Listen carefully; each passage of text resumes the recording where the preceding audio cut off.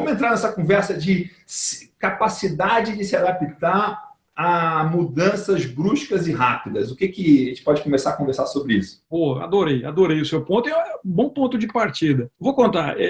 Enquanto executivo no Brasil e depois enquanto empresário, eu sempre acreditei que o empresário brasileiro tem uma capacidade de se adaptar violenta, pela própria natureza dos ciclos de negócio no Brasil. E isso é uma virtude. E isso se confirmou no que eu conheci. Quando você está nesse ciclo de estar em vários lugares ao mesmo tempo e navegando, você tem um olhar mais atento às diferenças. E a primeira coisa que se aprende é que não existe o melhor de. Eu me lembro, enquanto no Brasil era muito de somos os melhores nisso, os melhores naquilo. E o que eu aprendi é que, na verdade, é o melhor para aquela ocasião, naquele lugar.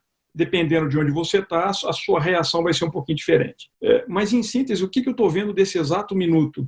O Brasil é uma democracia em ascensão, as pessoas com uma liberdade de comunicação gigante e com acesso a uma comunicação gigante, e isso está acontecendo de maneira frenética, e na hora que você coloca, sem filtro nenhum, todo mundo para falar, você nivela isso pela maior... média fica baixa.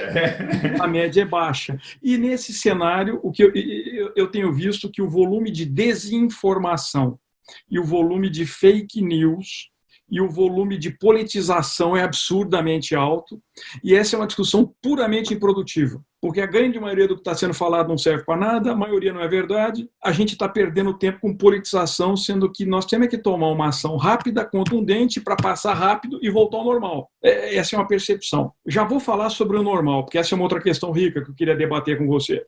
Quando eu olho a perspectiva... que você está falando aqui, deixa eu fazer um gancho aqui nesse negócio. Para mim, assim, uma das coisas que eu mais tenho treinado e buscado comunicar para as pessoas e estimular todo mundo quanto de pensamento acurado, reflexivo você tem, quanto de thinking time você tem, né? Quanto de tempo de pensar duramente sobre as coisas, né? E quanto mais o mundo acelera, quanto mais o mundo fica com pressa, quanto mais as notícias estão rodando 24/7, que uma parte é mentira, outra parte é verdade, que você não sabe qual que é a parte, né? Exatamente. Essa habilidade de pensar duramente, profundamente sobre as questões de negócio, de vida, de relacionamento, de estratégia, ficam ainda mais importantes, né? Tem muita coisa que só se você parar para pensar, você refletir sobre aquilo, você consegue tirar conclusões muito melhores do que só lendo rapidamente e passando para frente, né?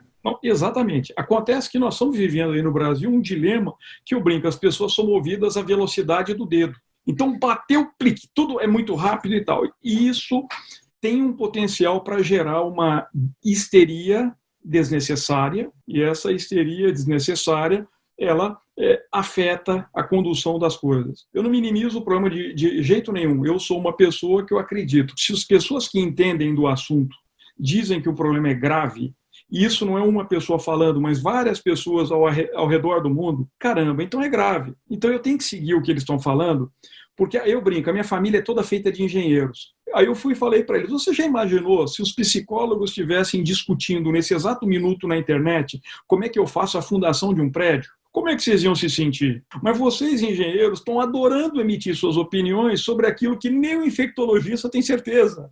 Então, tem uma coisa aqui que é estranha. Fazendo o paralelo do que eu estou vendo aqui no Canadá, todo mundo está preocupado igual, ninguém está satisfeito com nada igual, está tudo desestabilizado igual, a bolsa está caindo igual, tudo terrível. Mas existe uma diferença.